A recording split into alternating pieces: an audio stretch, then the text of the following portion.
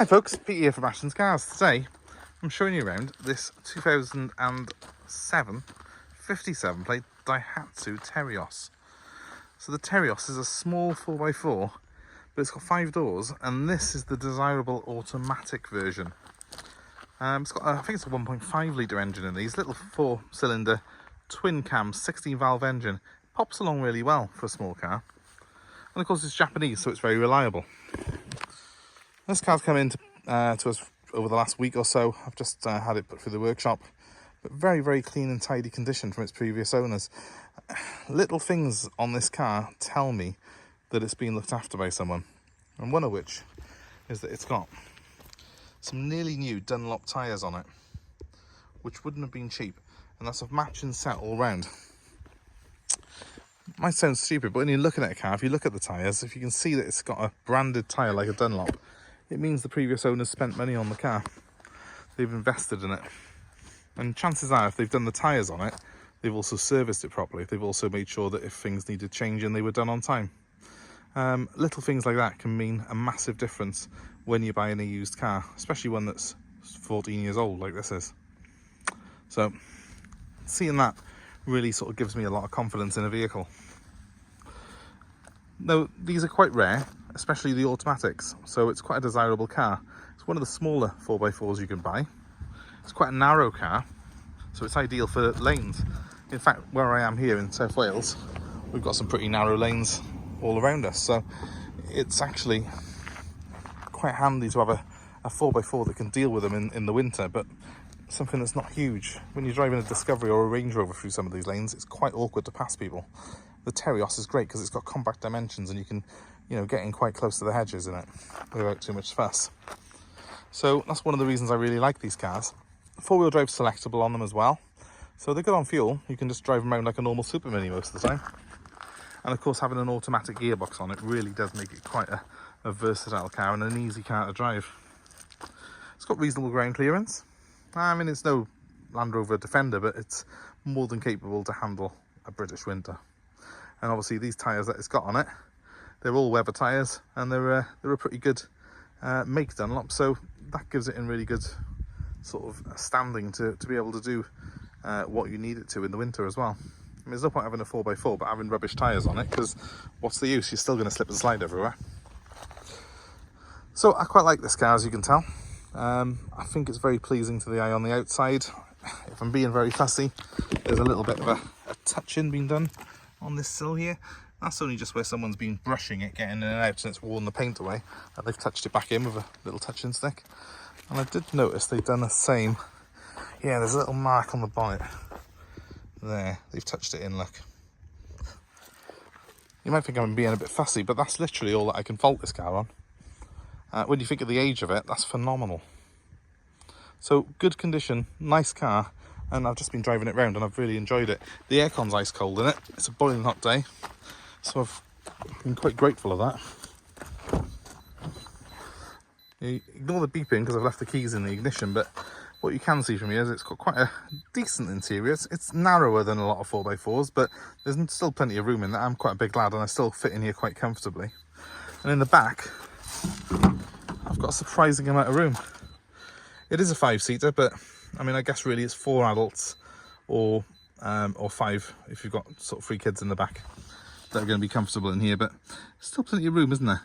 A lot of headroom in it, so you're not going to be short of headroom, and there's a fair bit of knee room there as well. Again, the width of the car means that if there's 3 big adults in the back, it's going to be a tight squeeze, but not bad for the size of vehicle. And here we see the boot. So the door opens that way, and then we've got a nice straightforward level boot. It's quite a reasonable size. It's got split fold seats as well. These seats can also recline or go up. You can have them more upright if you want a bit more of an upright space in here. It's quite a decent size for the type of vehicle it is. Not got a tow bar on it. That's not a bad thing, because I see these with a tow bar and I think, Christ, it's only a small engine. What has it been towing? This one has just been used as a daily car by the looks, just as a normal vehicle for someone. It's pretty obvious that person's loved it as well. So just to quickly run through the equipment, we have got central lock-in. It is off a key though, it's not a remote, and we've got electric windows in the front and the rear. We've also got electric mirrors. let's get behind the wheel so as we can turn that annoying beeping off, and we'll turn the car on. I'll just quickly run through the startup sequence here. You can hopefully see it's done 95,000 miles. Starts lovely, no warning lights showing. I'm going to give it a rev. It's quite an eager little engine. Pops along really well actually for a small 4x4 this.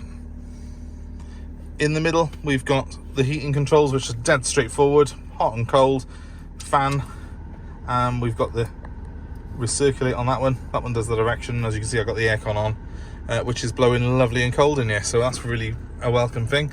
We've got a nice CD stereo there as well, pretty straightforward to use. Everything's quite simple in here. It's nothing really gonna upset anyone, and it's all the better for it really, especially the 4x4. I don't want loads of fiddly switches. I have got a 4-wheel drive button here. I press that one and a little light comes on there to tell me that I've locked the central diff, and that means that I've now got 4-wheel drive. But for the majority of the time driving this car, I leave that off. I have got electric mirrors, and I've got a little trip computer here as well, which tells me how many miles I've got left to go on the range in the car and stuff like that. Ignore the miles per gallon because it's been sat in a car wash since I reset it, so I think it's saying 12 at the minute. But reality is that this car will do about 38 to 40 to the gallon.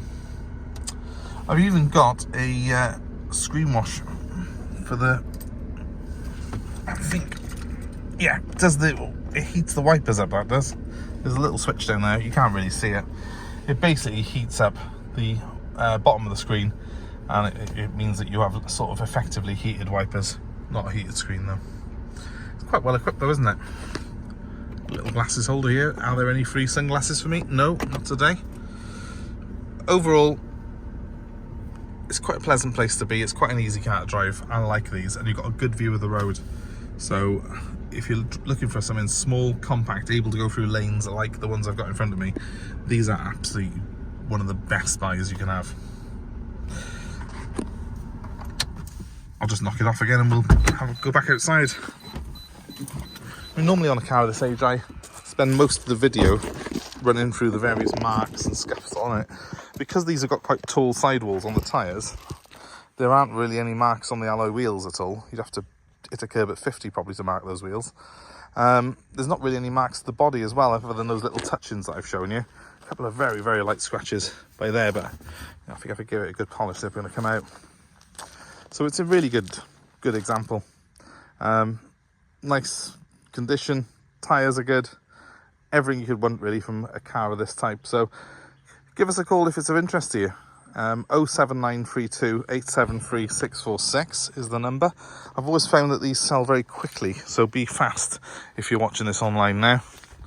They don't tend to hang around for long, especially when they've got that automatic gearbox. That's the one everyone wants. My number one more time is 07932 873 646. And of course, while you're here, please give us a like, share, subscribe to our channel for more updates like this, more car buying advice. In the meantime, guys, thanks ever so much for watching. I hope it's been of interest to you.